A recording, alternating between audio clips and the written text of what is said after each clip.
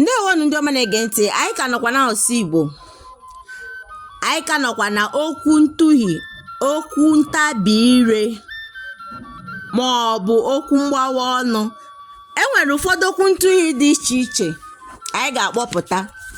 Ị ga-akpọkwara m nke gị, mana ka ị nụrụgodị ndị nke a na ka esi akpọ ya, maka ụfọdụ amaghị ka esi akpọpụta okwu mgbawa ọnụ. Ha che na a na-ekwu ya dịka okwu, kama ị ga-ekwu ya dịka okwu, mana ọ ga-adị gịnị ọsọọsọ. Ọ ga-adị ọsịsọ n'ọnụ. Ọ naghị aga were were n'ọnụ mgbe ị na-akpọpụta ya. Okwu ntụhi nke mbụ. A na-ele na-ele ele a na-ele a na-ele. A na-ele na-ele ele a na-ele a na-ele. A na-ele na-ele ele a na-ele a na-ele. Mmadụ ole n'ime unu ga-esi otu akpọ ya?